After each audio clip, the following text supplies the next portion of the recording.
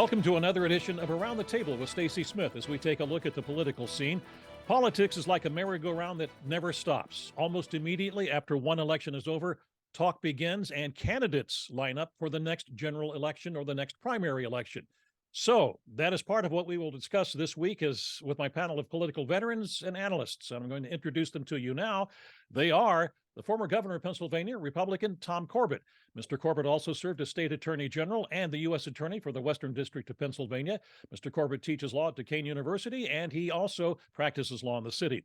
Jim Byrne is the former chairman of the State Democratic Party in Pennsylvania. He is now the chairman emeritus of the party, as a matter of fact. He also served as the president of Allegheny County Council and a longtime mayor of Millvale. Jim is an attorney in town. As we go around the table, we find Keith Schmidt. Keith's background is in politics, and it goes back to the Reagan presidency. Keith was the state director for former Republican Senator Rick Santorum for the state of Pennsylvania. Keith was also a consultant to Santorum's 2012 presidential campaign.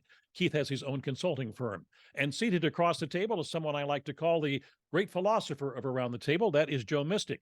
Joe is a guiding light for a lot of Democrats and has consulted on campaigns across the state. He has also served in several positions in city government, including that as deputy mayor.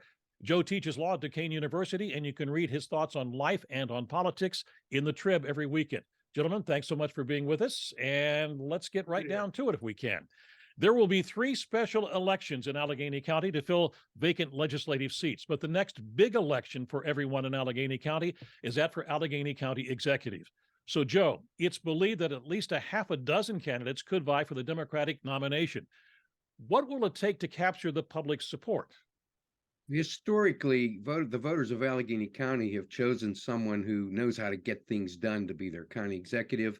Someone who has experience, perhaps business management experience is very important, or government management experience is also very important. We've had that history started by Jim Roddy, the first Republican elected county executive and the first county executive. And we've continued that tradition with Dan Autorado and through Rich Fitzgerald. So I think the voters will be looking for someone in that mold, someone who's been around, who has experience, who has a steady hand on management. We have a serious crime problem in Allegheny County that must be addressed. The jail is a worsening problem that must be addressed. There's post-COVID economic development that must be addressed.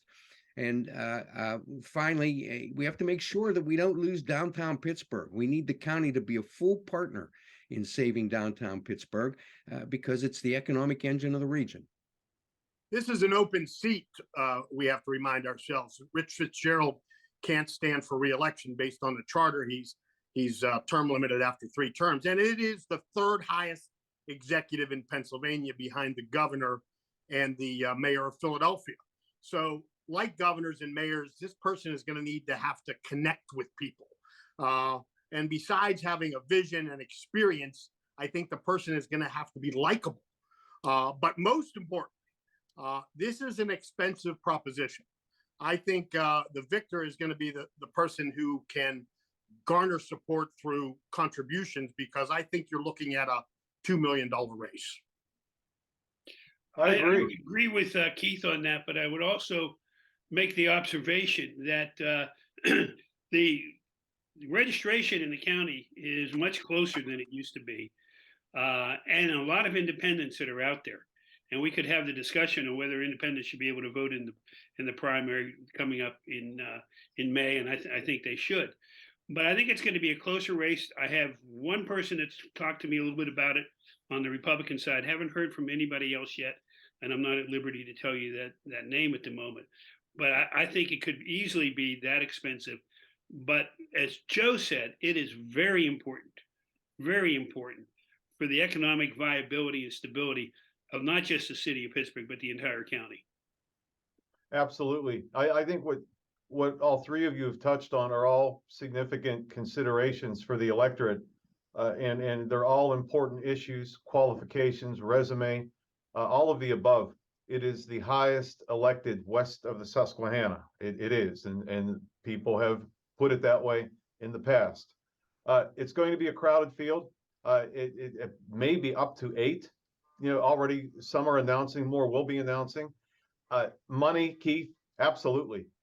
Let's see who has the finances in place when they file their year-end report at the end of January. I would suspect that these candidates are going to want to start to announce what they have on hand, what they have in the bank, and they're going to be obligated to put some type of financial disclosure out. And I think the January 30 report, which is the year-end report for 2022, I think they're going to want to have money in there to show that they're viable financially.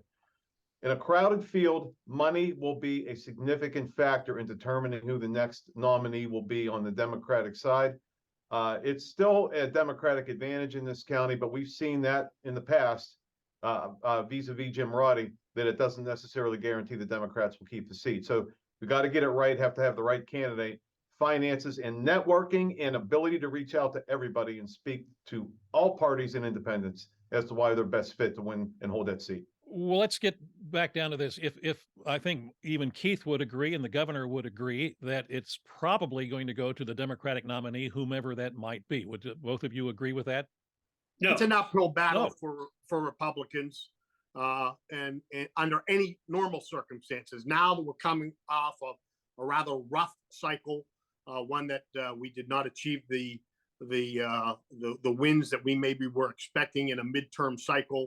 I think there's a sense of rebuilding going on in the Republican Party. And when you're rebuilding, you're not in a position to pull off an upset. So I think even some very credible Republican candidates in Allegheny County may take a pass because they just believe that the timing isn't going to be right. Governor, you disagree with that? well, but I also disagree because if you have a well-funded and articulate candidate that can come in with a game plan, depending on who the Democrats put up, and with a multiple person process in the Democratic committee, you don't know who you're going to have as an opponent. So if you're going to get into it, you got to get into it right now. You have to have an organization. Jim Roddy showed it was winnable. Nobody predicted that. Some events led to it. Nobody predicted what happened last year with the election, or this year with the election, but it was events that led to it. Who knows what the event of 2023 is going to be that could affect that election? Should we be looking for a Corbett announcement? No. Democrats Maybe and Susan Corbett. Democrats in Allegheny County can't just do a high five after the nomination process in the spring, in May of 2023, and say, okay, we have the courthouse. Absolutely not. I do believe we have a significant advantage for all the reasons that my friends are articulating, but it's not a guarantee. Whomever gets that nomination is going to really have to work hard to win over moderate Republicans who, to Keith's narrative, are looking to get their house in order, and to independents who are still persuadable. That's going to take floor, field, organization in the Allegheny County Democratic Committee, which we are seeing from them, and the finances we discussed. We are a little bit over time on this segment, but I want to ask one more question, and that is, if there indeed are as many as 6 or 8 candidates on the ballot,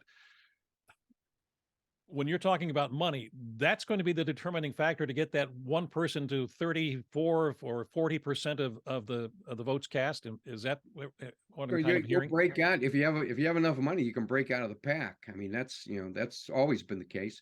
You see, Well, you've got to have the money. Candidate races quite a bit. You got to have the money, and then you have to have the people around you that know how to spend it, and you have to know what to do with it. Voter outreach. Have the money, and then get the field game out there. Identify a voter, get that voter to commit to you, maintain your relationship with that voter, get that voter to the polls. What the state party does on the coordinated campaign successfully is what the chief executive candidates need to do in a crowded field. And whoever has money has an advantage, in my opinion. This is one of those offices that most people are pretty unfamiliar with. They really don't understand the messaging. So that leaves an opportunity for a well-funded candidate to frame a message early and get supporters and get people into their column before anyone else is in a race. I think that's going to happen this year. I have a particular idea of who's going to do it, that I'm going to hold my cannon fodder on that.